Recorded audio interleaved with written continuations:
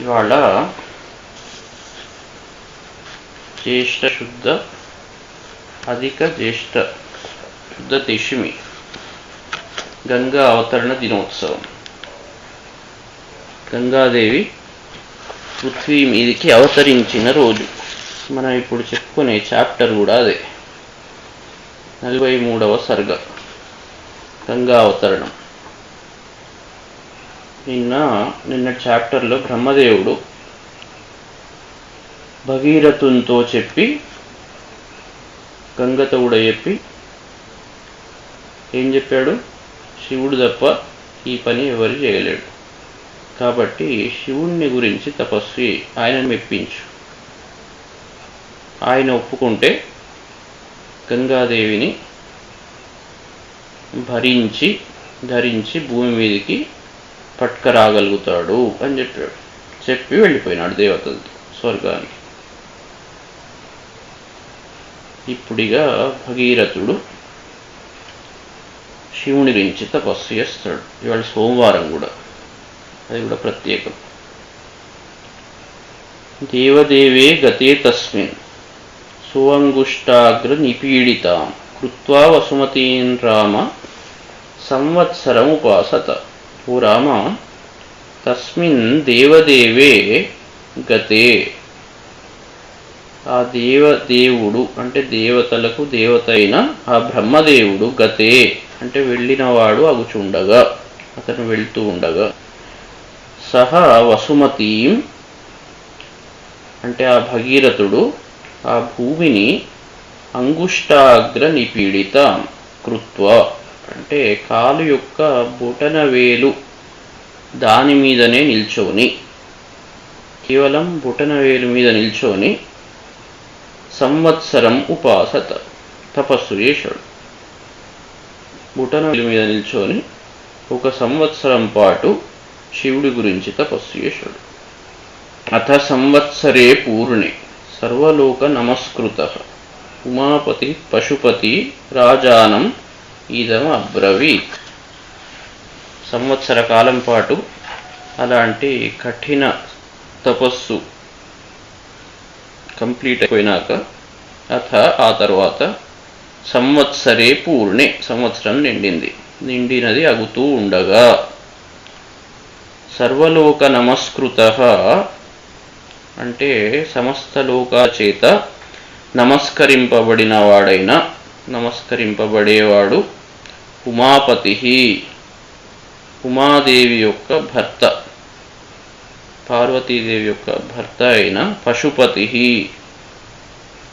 అన్ని జీవాలకు, పశువు అంటే జంతువులు అని కాదు, అందరం పశువులమే, అన్ని జీవాలు అన్నట్టు.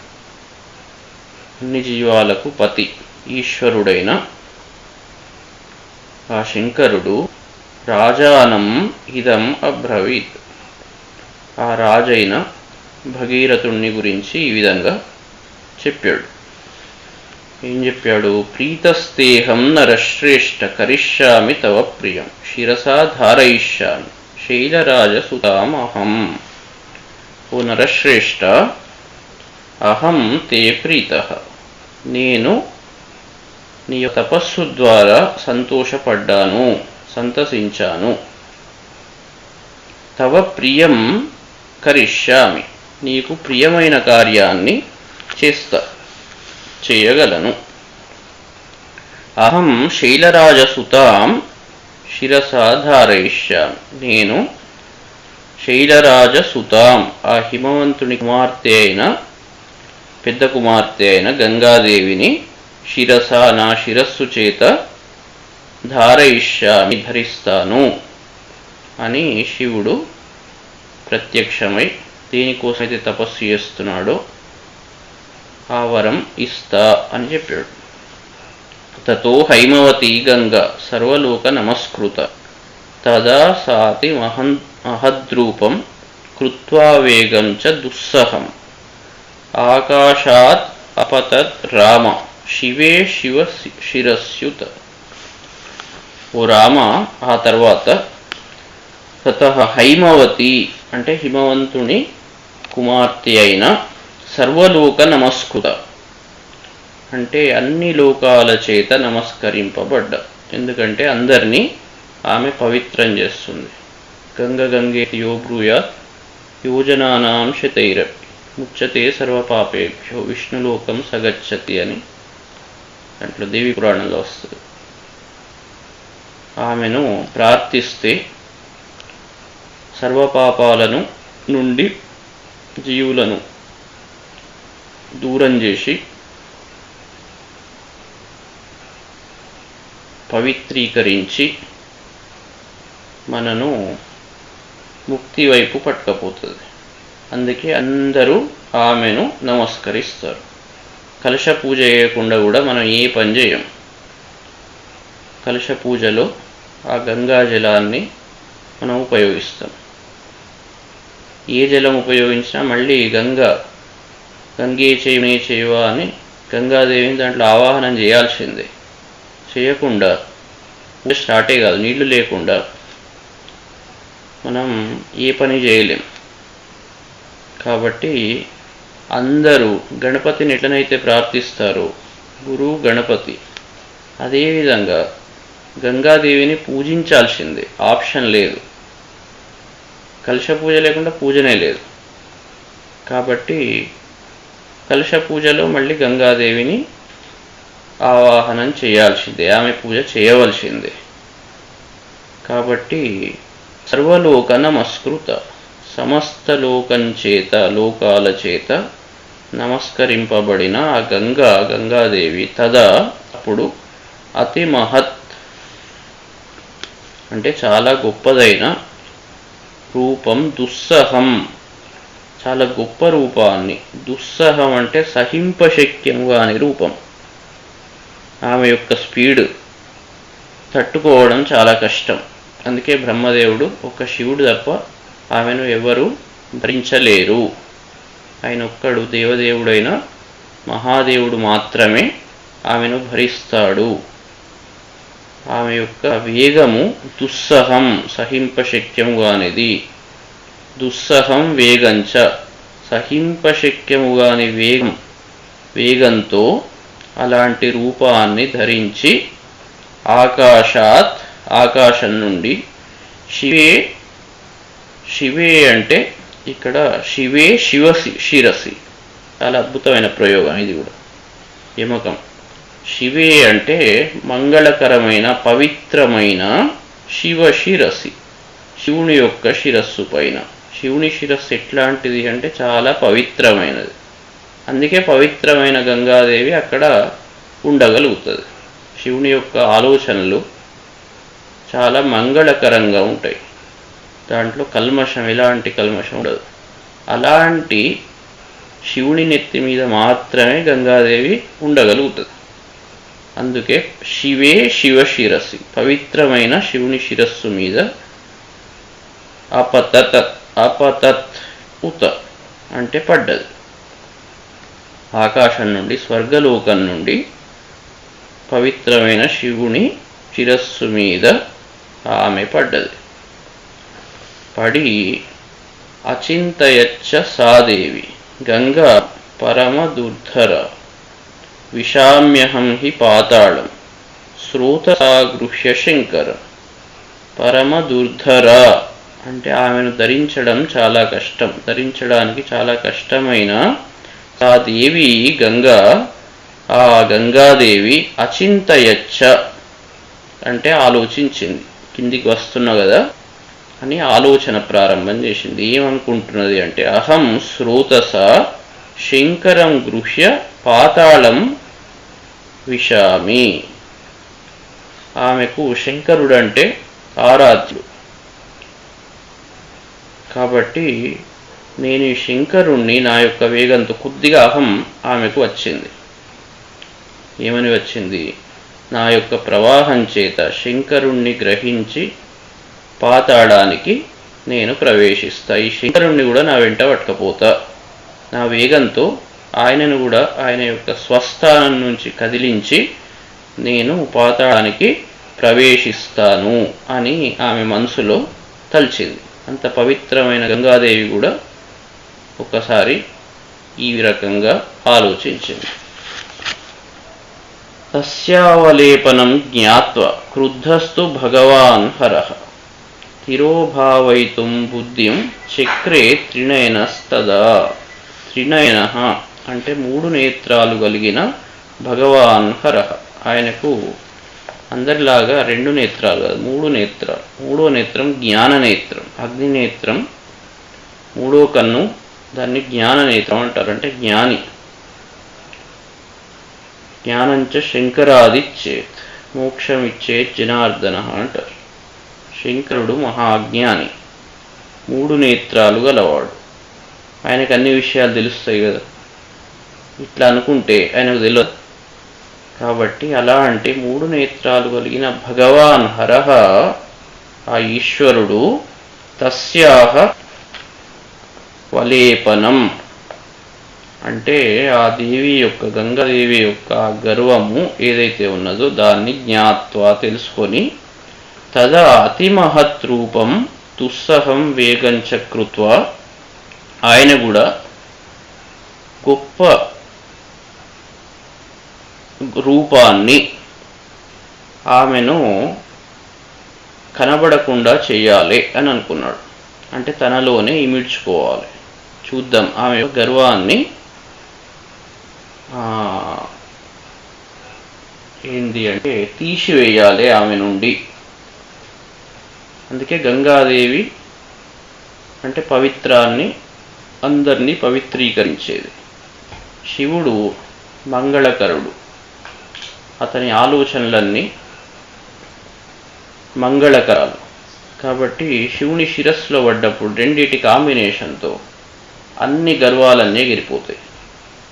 కాబట్టి ఆయన ఏమనుకున్నాడు, సరే ఆ యొక్క గర్వాన్ని నివారించాలి. ఎందుకంటే భూమి మీదకి వచ్చే ముందు ఆ భూమి మీద ఉన్న మనుషులను పవిత్రం చేయాలి, కాబట్టి వాళ్ళ యొక్క పాపాలను పోగొట్టాలి. కాబట్టి ఆమెకి ఎలాంటి గర్వం ఉండకూడదు. కాబట్టి అది అనుకొని దుస్సహం వేగం కృత్వా ఆకాశాత్ శివే శిరసి అపతత్ అంటే తిరోభావయితుం బుద్ధిం చక్రే అంటే ఆయన తిరోభావం చేయాలి, అంటే అక్కడ ఆపిపెట్టాలి. క్రుద్ధస్తు భగవాన్ హరః, హరుడు క్రుద్ధమై అంటే కోపించి, ఈ యొక్క గర్వాన్ని చూసి శంకరుడు క్రోధించి, తదా అప్పుడు తిరోభావయితుం బుద్ధిం అంటే దేవిని తిరోభావన చేయడం అంటే అక్కడనే ఆపడం, మళ్ళీ రివర్స్ పట్టుకపోవడం, ఆమె యొక్క తత్వాన్ని శుద్ధి చేయడం, అలాంటి బుద్ధిని చేశాడు.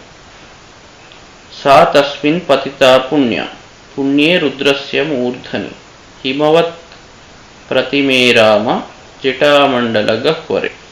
ఓ రామ, సా పుణ్య హిమవత్ ప్రతిమే అంటే ఆ పుణ్య అంటే పుణ్యనది అయిన ఆ గంగాదేవి హిమవత్ ప్రతిమే అంటే హిమవత్ పర్వతంతో సమానమైనది, అంటే అంత విశాలమైనది, అంత గొప్పది అన్నట్టు.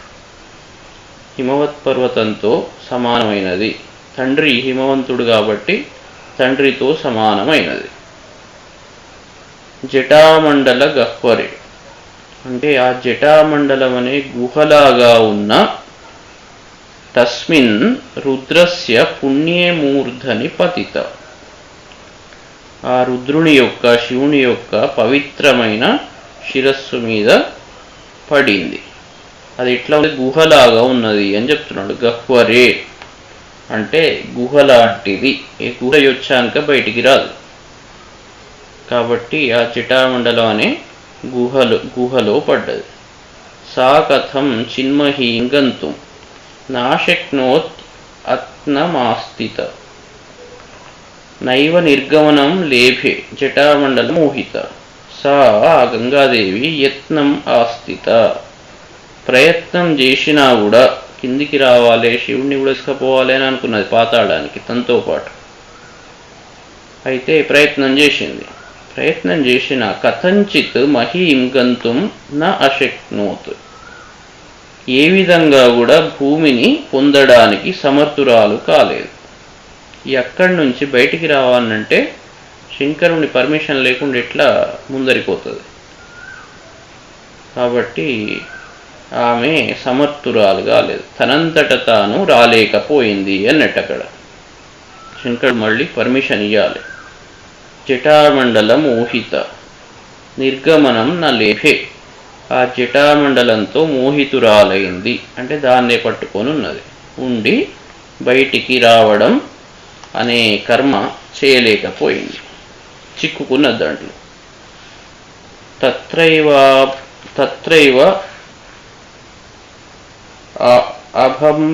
అభంభ్రం అంటే భ్రమ పొందింది. అభంభ్రమత్, అభంభ్రమ అంటే అక్కడక్కడనే చుట్టుకున్నది.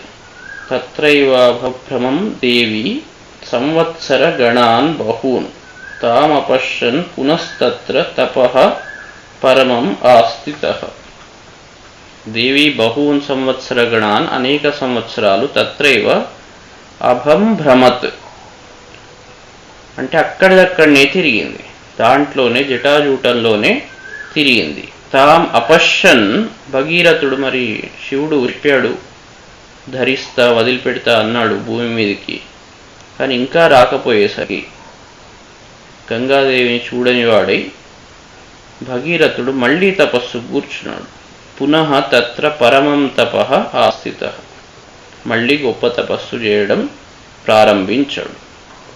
అనేన తోషితశ్చాసి అత్యర్థం రఘునందన విససర్జ తతో గంగాం హరో బిందుసర ప్రతి. అప్పుడు మళ్ళీ తపస్సు చేశాక, ఓ రామ, అనేన ఆ తపస్సుతో, ఆ భగీరథుని తపస్సుతో, హరహ అత్యర్థం తోషితః ఇప్పుడు చాలా ఎక్కువ సంతోషపెట్టబడ్డాడు. మళ్ళీ కూడా భగీరథుడు ఏమాత్రం అది కాకుండా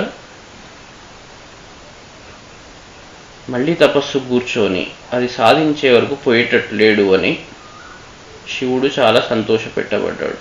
అప్పటికి దేవి యొక్క గర్వం కూడా పోయింది. అప్పుడు ఆ పవిత్రమైన గంగాదేవి తతః గంగాం బిందుసరః ప్రతి విససర్జ, ఆ గంగాదేవిని బిందు సరస్సును గురించి వదిలిపెట్టాడు. ఇప్పుడు భూమి మీద బిందుసరః అనే ఒక ప్రాంతం అక్కడ వదిలిపెట్టాడు. తస్యాం విసృజ్యమానాయ సప్తస్రోతాంసి జజ్ఞిరే లాదిని పావనీ చైవ నళినీ చ తతాపర తిస్రః ప్రాచీం దిశం జగ్ముః గంగా శివజా శుభాః. అప్పుడు ఆ భూమి మీద తస్యాం విసృజ్యమానాయాం, ఆ గంగాదేవి ఈ విధంగా శివుని శిరస్సు నుండి భూమి మీద బిందు సరస్సులో వదిలిపెట్టినది అగుతుండగా, విడవబడుతూ ఉండగా, సప్తస్రోతాంసి జగ్నిరే 7 ప్రవాహాలు పుట్టినాయి ఆమె నుంచి. 7 రకాలుగా చీలింది, 7 ప్రవాహాలు పుట్టినాయి. లాదిని, పావని, తథా అపర నళిని. లాదిని అనేది, పావని, నళిని ఈ 3 శివజలాః, తిస్రః శుభాః గంగాః ప్రాచీం జగ్ముః. ఈ 3 శివప్రదాలు అంటే మంగళప్రదమైన జలాలు కలిగిన ఈ 3 పాయలు, ప్రవాహాలు ఏవైతే ఉన్నాయో 3 రకాల గంగలు, అవి ప్రాచీం జగ్ముః తూర్పు దిక్కుగా ప్రవహించినవి. 3 నదులు, ఏది లాదిని, పావని, తర్వాత నళిని అనే పేరు కలిగిన 3 పాయలు, 3 రూపాలతో గంగాదేవి తూర్పు వైపు ప్రవహించింది. శివుణ్ణి ఎత్తిమించి ఆ బిందు సరస్సులో పడి అక్కడి నుంచి 3 ఈ విధంగా పోయినాయి. తర్వాత సుచక్షుశ్చైవ సీతాచ సింధుశ్చైవ మహానది తిస్రస్వైతా తాదిశం జగ్ముః ప్రతీచీంతు శుభోదకాః. సుచక్షుః, సీత, శుభోదకాః ఏతాః తిస్రః ప్రతీచీం దిశం జగ్ముః. ఆ తర్వాత సుచక్షువు అనేది, సీత అనేది, సింధు అనేది ఈ 3 పాయలు ఏవైతే ఉన్నాయో ఇవి శుభోదక. మొదటి 3 శివజల, శుభాన్నిచ్చేటివి. ఇవి పశ్చిమ దిక్కుకు ప్రవహించినాయి. ప్రతీచీంతు శుభోదక, ప్రతీచీన్ దిశం జగ్ముహు. ఈ 3 నదులు పశ్చిమ దిక్కుకు ప్రవహించినాయి. 3 ఇక మిగిలింది ఒకటి. సప్తమి చాన్వగా తాసాం భగీరథ మథో నృపం. భగీరథోపి రాజర్షిర్దివ్యం స్యందనమాస్థితః. ప్రాయాదగ్రే మహాతేజ గంగా తం చాప్యనువ్రత్. ఆ తరువాత తాసాం సప్తమి, ఈ 7 నదుల్లో 7 పాయల్లో 6 అయిపోయినాయి. 3 తూర్పు దిక్కు, 3 పశ్చిమ దిక్కు, మిగిలింది ఒకటి 7వది. సప్తమి 7వది భగీరథ నృపం అన్వగాత్. ఆ భగీరథ మహారాజును అనుసరించి వెళ్ళింది. ఇప్పుడు ఆయన వెంట అనుసరించింది ఆ 7వ పాయ. మహాతేజ రాజర్షి భగీరథోపి. ఆ గొప్ప తేజస్సు కలిగిన రాజర్షి భగీరథుడు, అతను కూడా దివ్యం స్యందనం ఆస్థితః. ఆ భగీరథుడు ఒక దివ్యమైన రథాన్ని అధిష్ఠించిన వాడై అగ్రే ప్రాయాత్, ఆయన ముందర వెళ్తుంటే గంగాదేవి ఆయనను అనుసరించింది. ఎందుకంటే ఇప్పుడు పితృదేవతలు ఎక్కడనైతే భస్మమైనారో ఆ ప్రదేశానికి గంగాదేవిని పట్టుకపోవాలి. కాబట్టి ఆ భగీరథుడు ముందర దివ్య స్యందనం, స్యందనం అంటే రథం, దాంట్లో వెళ్తూ ఉంటే ఆయనను అనుసరిస్తూ ఈ గంగాదేవి నుంచి వచ్చింది. ఇది 7వ పాయ. అలాంటి గంగాచ తం అనురజత్, ఆ గంగాదేవి అనుసరించిందని చెప్తున్నాను. గగనాత్ శంకర శిరస్తతో ధరణిమాశ్రిత వ్యసర్పత జలం తత్ర తీవ్ర శబ్ద పురస్కృతం. గగనాత్ ఆకాశం నుండి, స్వర్గలోకం నుండి, శంకర శిర, శంకరుని శిరస్సు మొదటి స్టెప్. తతః ధరణి, అక్కడి నుండి 2వ స్టెప్ భూమి. భూమి ఆశ్రయించిన ఆ గంగాదేవి. తత్ర జలం తీవ్ర శబ్ద పురస్కృతం వ్యసర్పత. భూమిని ఆశ్రయించాక ఆ జలము తీవ్ర శబ్దంతో కూడినదై, తీవ్ర శబ్ద పురస్కృతం, తీవ్రమైన శబ్దం చేస్తూ అది అన్ని వైపులా వ్యాపించడం మొదలుపెట్టింది. వ్యసర్పత, వ్యాపించుకుంటూ వెళ్ళిపోతున్నది. మత్స్య కచ్చప సంఘైశ్చ శింశుమార గణైస్తద పతద్భిః పతితైశ్చాన్యైర్ వ్యరోచత వసుంధర. తదా అప్పుడు వసుంధర భూమి పతితైః పతద్భిశ్చ మత్స్య కచ్చప సంఘైశ్చ శింశుమార గణైశ్చ అన్యైః వ్యరోచత. అప్పుడు భూమి మీద అతి వేగంతో శబ్దం చేస్తూ ఆ గంగాదేవి పోతుంటే దాంట్లో చేపలు, మత్స్యాలు, తాబేళ్ళు, తర్వాత కచ్చపం అంటే తాబేళ్ళు, మత్స్య చేపలు, శింశుమార అంటే మొసళ్ళు, వీళ్ళ యొక్క సముదాయాల చేత, అదే కాకుండా ఇతరమైన జల జంతువుల చేత ఆ గంగాదేవి వీళ్ళని ఇముడ్చుకుంటూ ముందరిపోతుంటే ఆ భూమి ప్రకాశించింది అని చెప్తున్నాడు. భూమి ఇప్పుడు ఆ జలంతో ప్రకాశించింది. ఆ జలంలో ఏమేమి ఉన్నాయి? ఈ జల జంతువులన్నీ ఉన్నాయి. చేపలు, తాబేళ్ళు, మొసళ్ళు, ఇవే కాకుండా అనేక జల జంతువులు. వీటితో భూదేవి ప్రకాశించింది. తతో దేవర్షి గంధర్వ యక్ష సిద్ధ గణాస్తద వ్యలోకయంత తే తత్ర గగనాద్గాం గతాం తథా. ఆ తర్వాత దేవర్షి గంధర్వాః అంటే దేవతలు, ఋషులు, గంధర్వులు, యక్షాః తే సిద్ధగణాః తదా తథా గగనాత్ గాం గతాం వ్యలోకయంత.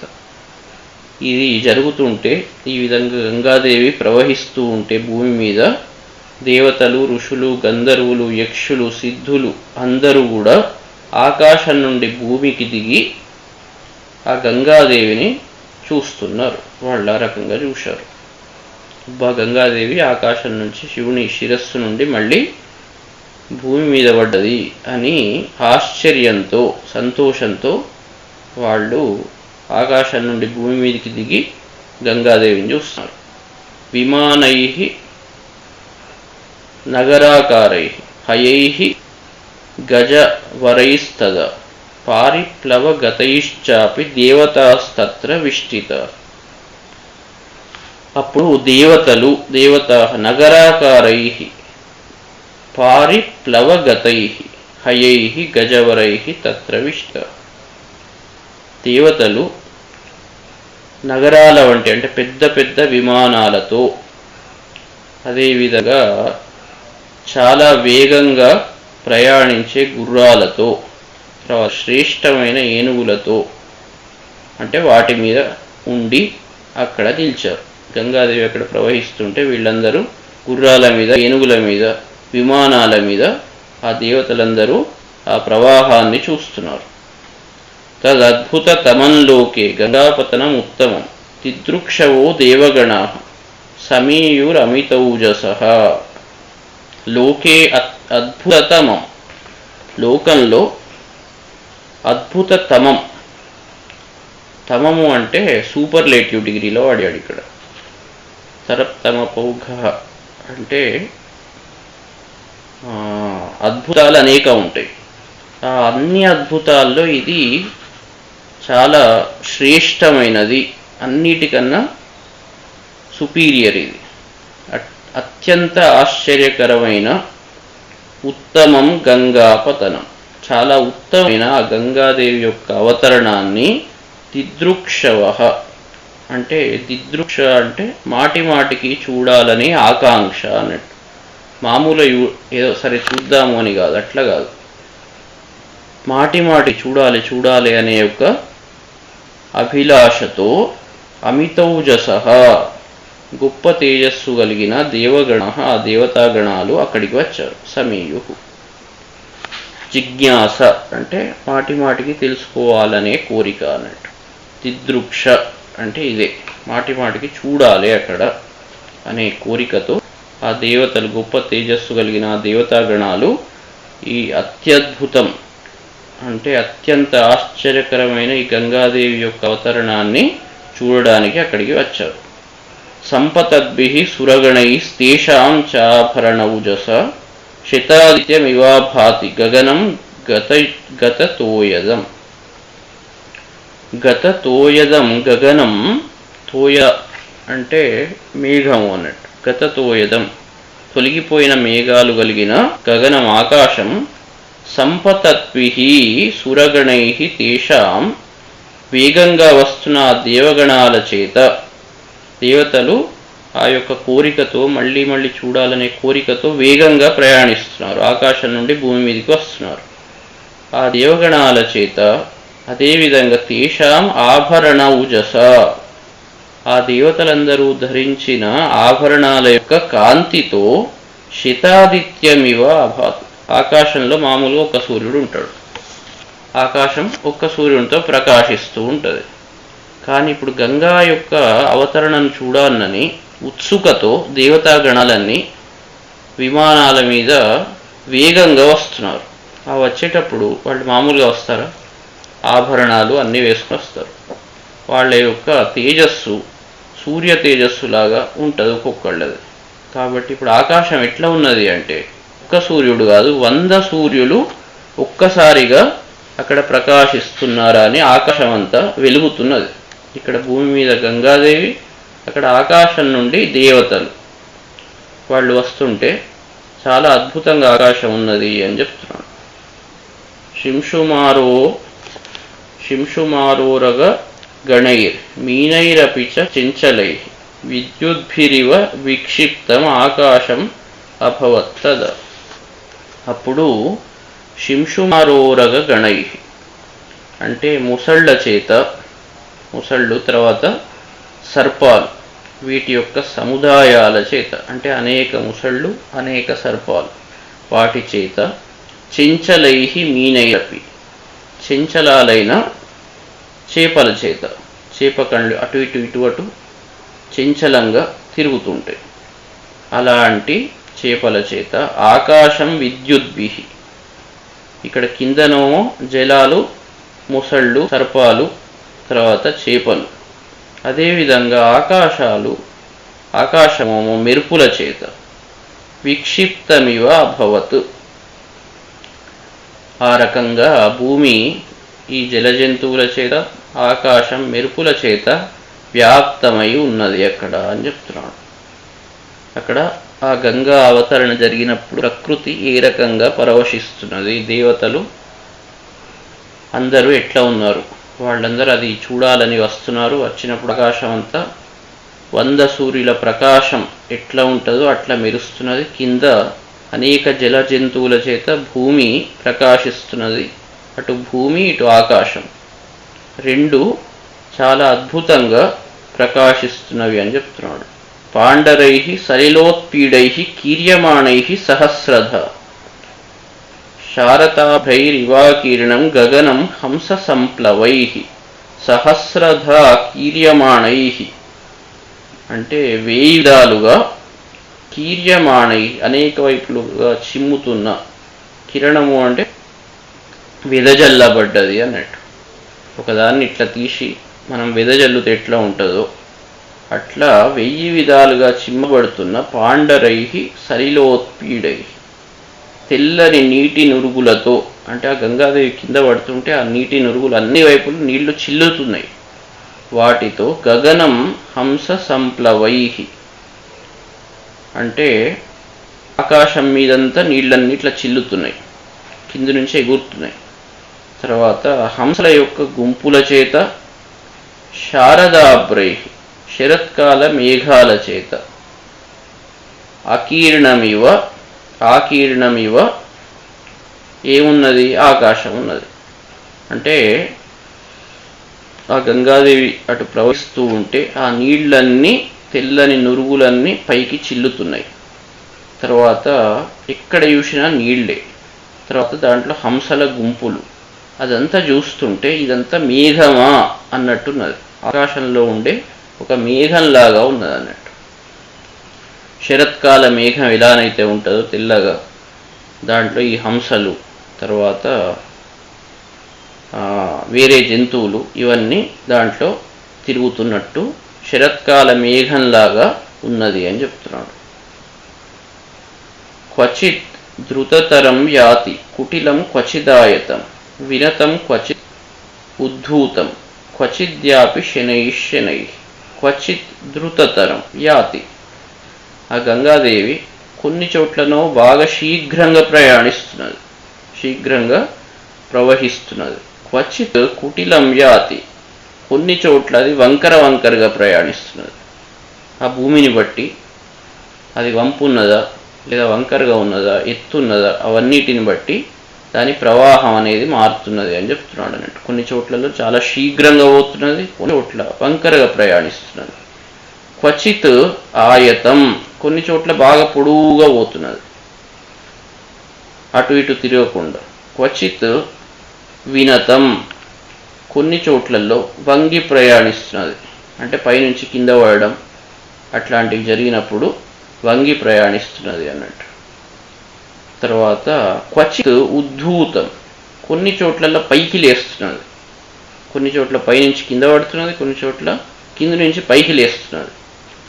క్వచిత్ శనై, కొన్ని చోట్ల మెల్లమెల్లగా ప్రయాణిస్తున్నది, ఏం కదులుతున్నట్లు లేకుండా మెల్లమెల్లగా మూవ్ అవుతున్నాయి నీళ్లు. కొన్ని చోట్ల బాగా గట్టిగా ఫోర్స్, బాగా గట్టిగా ఉన్నది, కొన్ని చోట్ల వంకర్లు తిరుగుతున్నది, కొన్ని చోట్ల పైకి లేస్తున్నది, కొన్ని చోట్ల కిందికి పోతున్నది, కుండల నుంచి కింద పడుతున్నది. ఇట్లా అనేక రీతులుగా ఆ గంగాదేవి ప్రవహిస్తున్నది అని చెప్తున్నాడు.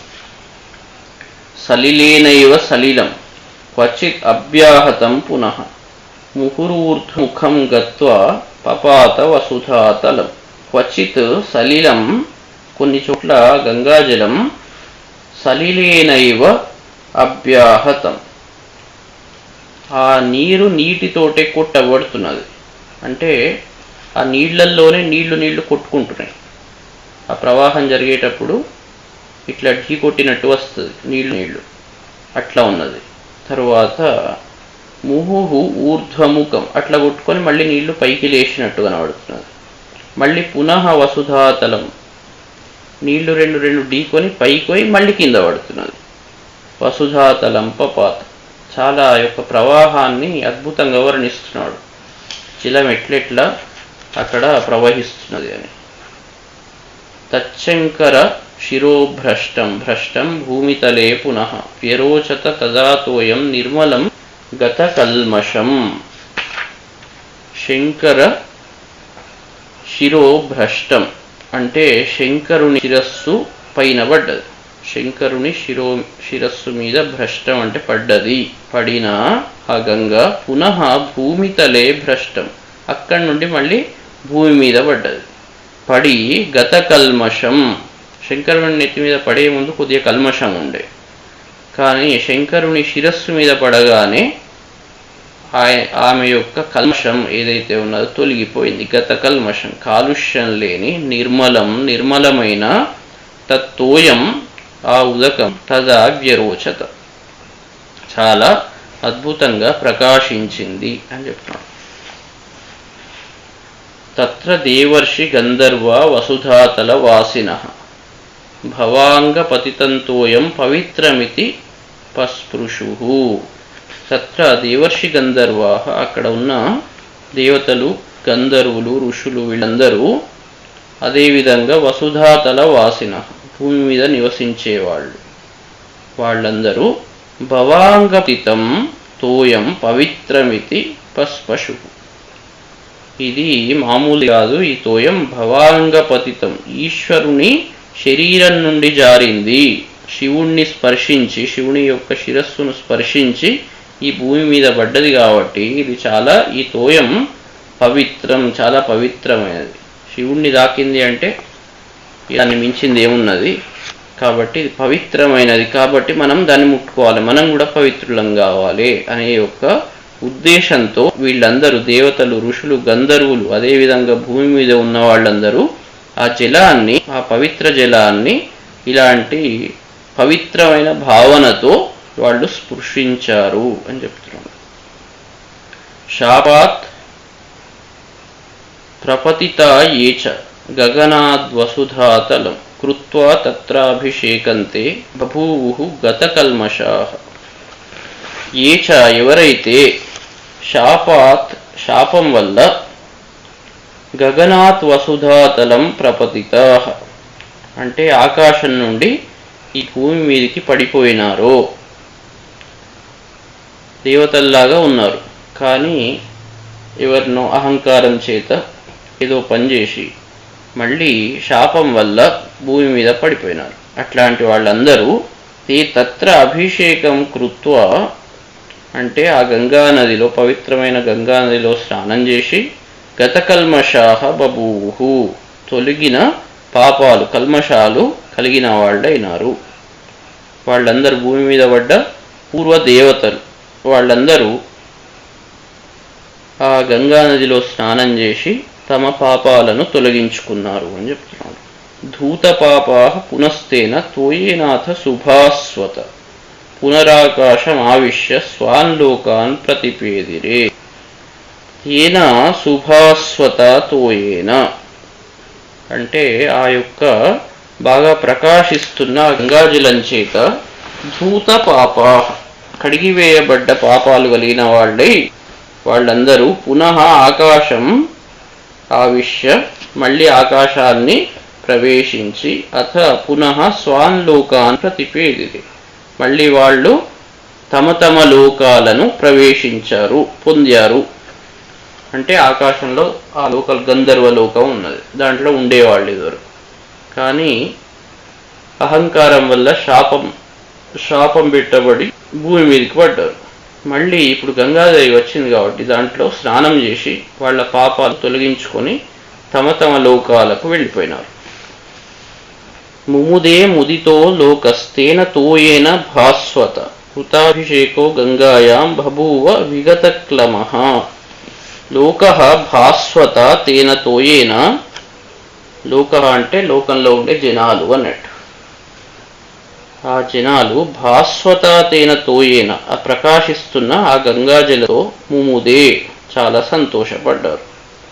ముదిత గంగాయాం కృతాభిషేక, వాళ్ళు ఆ సంతోషంతో ఆ గంగలో స్నానం చేసి విగతక్లమః బభూవ, ఈ జనాలందరూ కూడా లోకమందరూ అన్నట్టు లోకం మొత్తం వాళ్ళు ఆ భూమి మీదకి ఆ గంగాదేవి రావడం దానివల్ల సంతోషించి ఆ గంగలో స్నానం చేసి వాళ్ళు లోకమంతా విగక్లమః తొలగిపోయిన శ్రమ కలిగినదే అయింది అంటున్నాడు. అంటే అందరూ జనాలు అందరిని కలిపి లోకము అని పెట్టి ఆ లోకం మొత్తం చాలా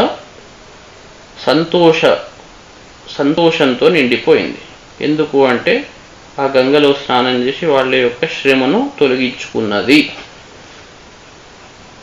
తర్వాత ఇక మళ్ళీ చెప్తున్నాడు, భగీరథుణ్ణి అనుసరిస్తున్నది. భగీరథోపి రాజర్షి దివ్యం స్యందనం ఆస్థిత ప్రాయాదగ్రే మాతేజ గంగా తం పృష్ఠతో అన్వగాత్.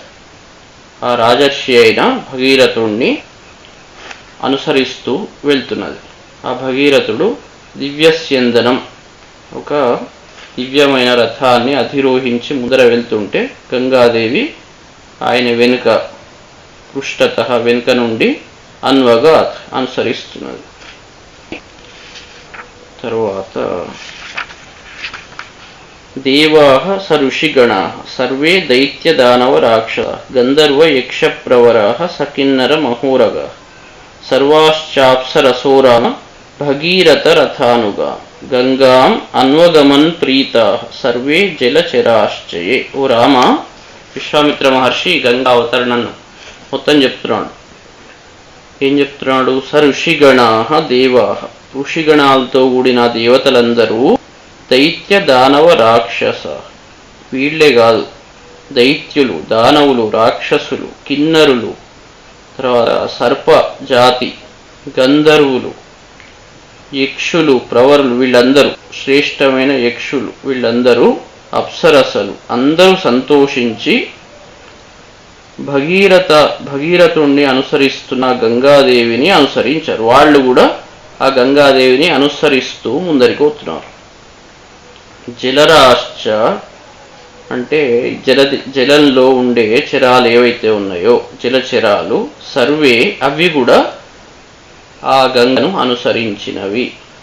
అంటే భగీరథుడు ముందర రథంలో, వెనుక గంగ, ఆ గంగను అనుసరిస్తూ వీళ్ళందరూ ముందరికి పోతున్నారు. యతో భగీరథో రాజా తతో గంగా యశస్విని జగామ సరితాం శ్రేష్ఠ సర్వపాప ప్రణాశిని. రాజా భగీరథ, రాజైన భగీరథుడు యతః యశస్విని సరితాం శ్రేష్ఠ తతః అంటే ఆ భగీరథుడు ఎటు పోతుంటే అటువైపే ఆ యశస్శాలి అంటే కీర్తిమంతురాలైన, తర్వాత శ్రేష్ఠ నదుల్లో అన్ని నదుల్లో శ్రేష్ఠురాలైన సర్వపాప ప్రణాశిని అన్ని పాపాలను నశింపజేసే ఆ గంగాదేవి అటువైపు, ఆయన ఎటు పోతే అటువైపు జగామ వెళ్ళింది.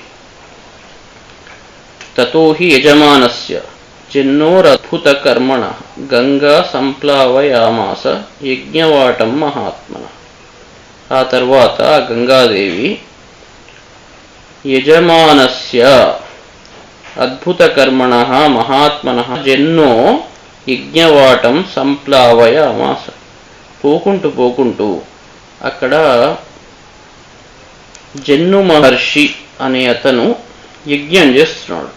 ఆ యజ్ఞశాలను కూడా నీటితో ముంచెత్తింది ఈమె. ఆ మహర్షి యజ్ఞం చేస్తుంటే యజ్ఞవాటికను ముంచివేసింది. వేయగానే తస్యావలేపనం జ్ఞాత్వ క్రుద్ధో యజ్వాతు రాఘవ అపిబచ్చ జలం సర్వం ఆపిబచ్చ జలం సర్వం గంగాయాః పరమాద్భుతం. రాఘవ, ఓ రామ, యజ్వ ఆ యజ్ఞం చేస్తున్న ఆ జన్ను మహర్షి తస్యాహ వలేపనం అంటే ఆ గంగాదేవి యొక్క ఆ గర్వం దాన్ని తెలుసుకొని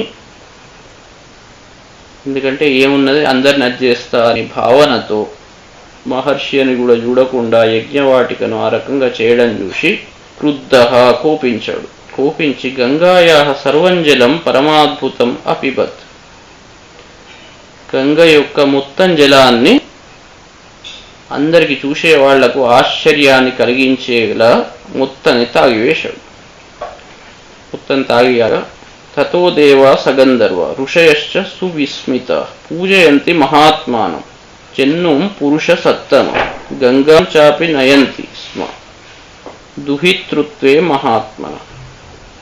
క్రోధంతో మొత్తం జలాన్ని తాగివేశాడు.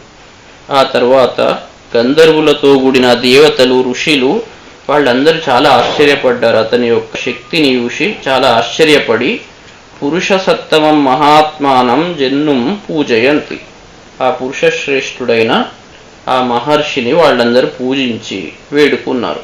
గంగాంచ మహాత్మాన దుహితృత్వే నయంతి, అంటే ఈ గంగాదేవి నీ యొక్క కుమార్తె కాబట్టి ఆమెను వదిలిపెట్టు, నీ యొక్క కుమార్తెగా మేము అంగీకరిస్తాము, మేము నిర్ణయించాము, కాబట్టి కుమార్తెను నువ్వు అట్లా చెయ్యొద్దు కాబట్టి ఆమెను వదిలిపెట్టు అని ప్రార్థించారు.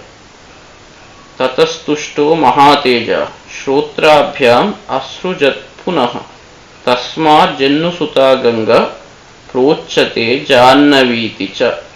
గంగాదేవికి జాహ్నవి అనే పేరు ఎందుకు వచ్చింది అని ఇక్కడ చెప్తున్నాడు అన్నట్టు. తతః తుష్టః మహాతేజ, ఋషుల కోపం క్షణికం కాబట్టి బ్రాహ్మణుని కోపం, బ్రహ్మజ్ఞాని యొక్క కోపం ఎక్కువసేపు ఉండదు కాబట్టి మళ్ళీ సంతసించి స్తుతించంగానే సంతసించి గొప్ప తేజస్సు కలిగిన ఆ ఋషి మళ్ళీ తన చెవుల నుండి ఆ గంగాదేవిని మళ్ళీ సృష్టించడు.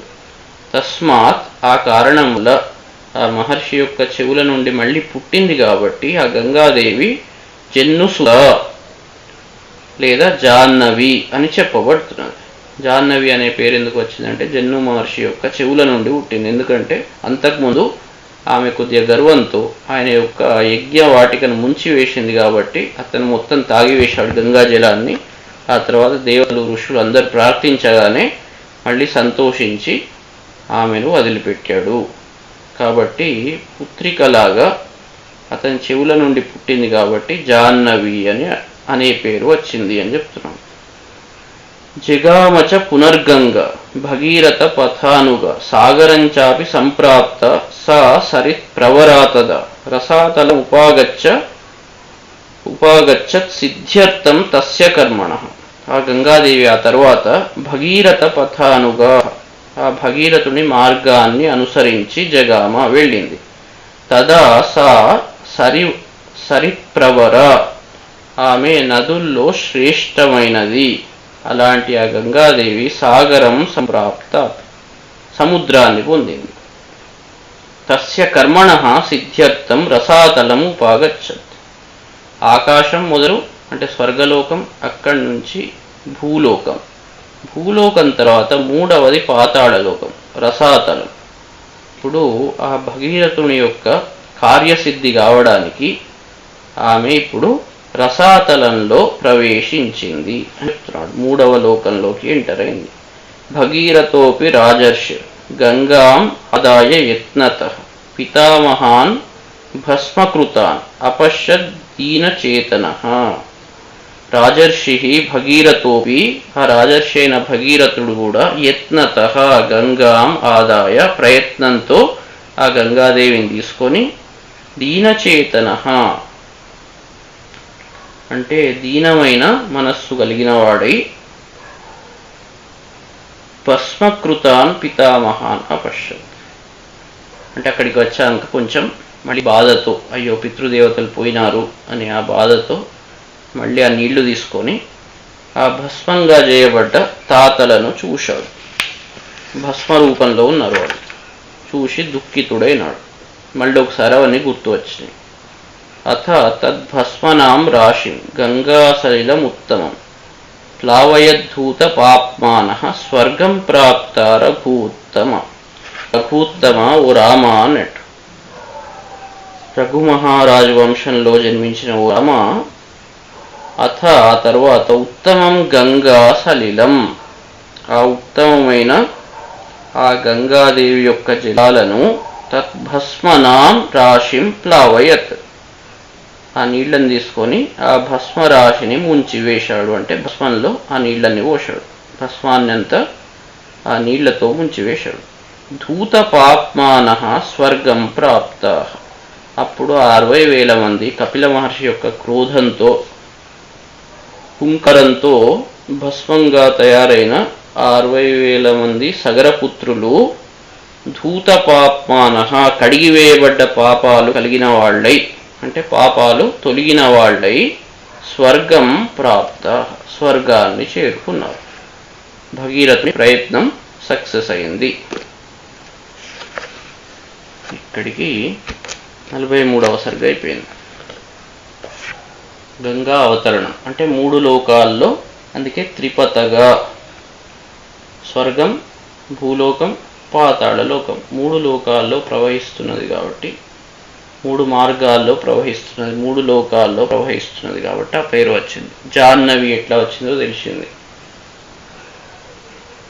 తర్వాత నెక్స్ట్ దాంట్లో ఇంకా డీటెయిల్స్ ఫైనల్ చెప్తారు. ఇక్కడికి వాళ్ళు ఆపుదాం. శుభం.